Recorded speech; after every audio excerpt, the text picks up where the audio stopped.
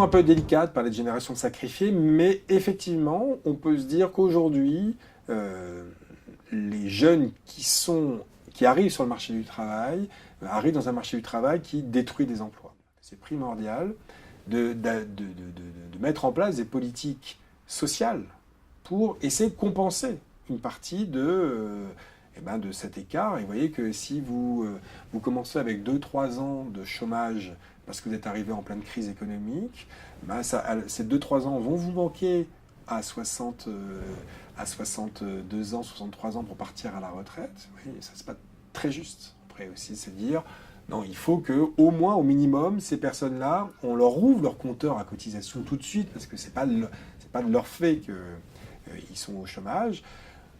Et donc, ça veut dire, un emploi aidé, l'avantage, c'est qu'on ouvre au moins le compteur à cotisation et qu'on ne va pas leur rappeler 45 ans plus tard, ah oui, mais tu n'as pas travaillé tes 2 premières années. On voit bien que quand on n'a pas de croissance économique, quand l'économie détruit des emplois, et puisqu'il y a de plus en plus de jeunes qui arrivent sur le marché du travail, le seul moyen d'essayer de limiter la casse à court terme, c'est bien des emplois aidés, du traitement social. Alors, ce n'est pas des mécanismes qui peuvent perdurer, parce qu'il faut bien qu'à un moment donné, ces jeunes aillent dans le secteur privé, mais on voit bien que c'est des mécanismes qui peuvent fonctionner en période de croissance molle et en attendant une reprise économique.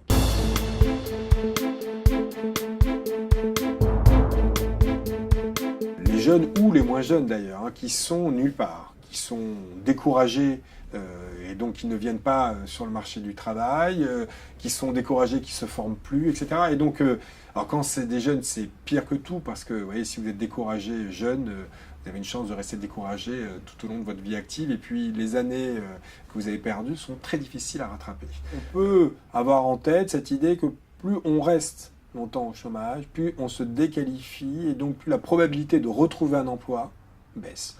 Ce que nous disent les études économétriques, c'est que à partir de 1 an de chômage, votre probabilité de retrouver un emploi par mois, c'est 3%.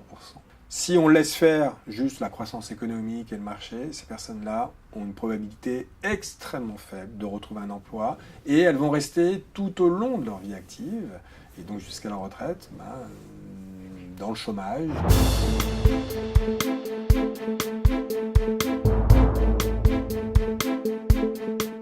Le marché du travail aujourd'hui est flexible. Oui, la meilleure des preuves, c'est que aujourd'hui, alors qu'on est à une croissance molle, vous voyez, 2012, 2013, 2014, on fait 0 de croissance, 0,4 exactement. Mais oui, vous ne faites pas de croissance économique. Et pourtant, au cours de cette période, il y a eu plus de 23 millions de contrats signés.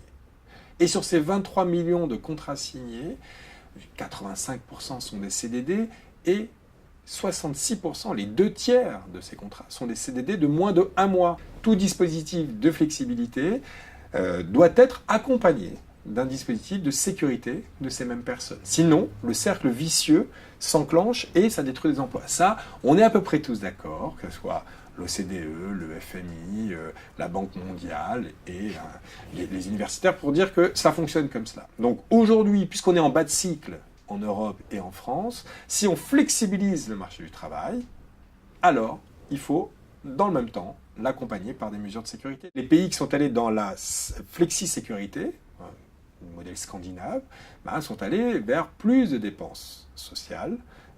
Et donc là, dans ce cas de figure-là, et ils l'ont fait en plus dans une période de conjoncture qui était plus favorable. Ça peut fonctionner, mais attention, il faut certains critères.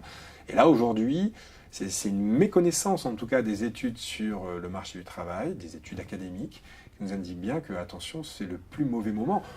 On peut aussi se référer au prix Nobel de 2010. Vous voyez, c'est Diamond, Manterson et Pizarrides.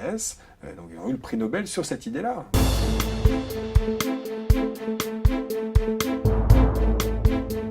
La notion de jeune au chômage, ça ne devrait pas être une notion d'âge, mais plutôt de durée à partir de laquelle on est sorti de la scolarité. Peut-être que la bonne définition du jeune sur le marché du travail, c'est à partir du moment où il demande à entrer sur le marché du travail. La statistique, c'est à partir de 24 ans, enfin à 25 ans, vous êtes plus jeune. Ouais, donc ça peut... Aujourd'hui, on rallonge de plus en plus les études, donc ça ne veut pas dire grand-chose, on peut être jeune un peu plus tard. Mettre un SMIC jeune, le grand risque, c'est que vos hauts niveaux de jeunes très qualifiés vont être embauchés à un SMIC jeune, donc ça va baisser leur salaire. Et donc, pour eux, ça va être beaucoup moins bien. Et par ailleurs, ceux qui étaient moyennement qualifiés, leur situation ne va pas changer. Et par ailleurs, ceux qui sont très, très, très bassement qualifiés, à part si on baisse le SMIC jeune à quelques euros de l'heure, ils ne trouveront pas non plus d'emploi. Donc vous voyez que c'est la très mauvaise façon d'intégrer. En revanche, je veux dire, un SMIC des non qualifiés, ça, pourquoi pas. Et vous voyez, et vous glissez sur le critère âge, vous pouvez dire, ben non, peu importe l'âge, même jusqu'à 30 ans, finalement, si vous êtes non qualifié, vous êtes non qualifié.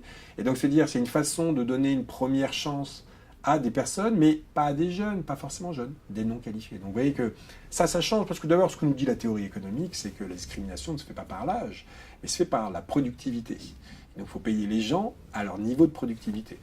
Vous voyez, la productivité dépend beaucoup plus de votre qualification, de votre formation, que de votre âge.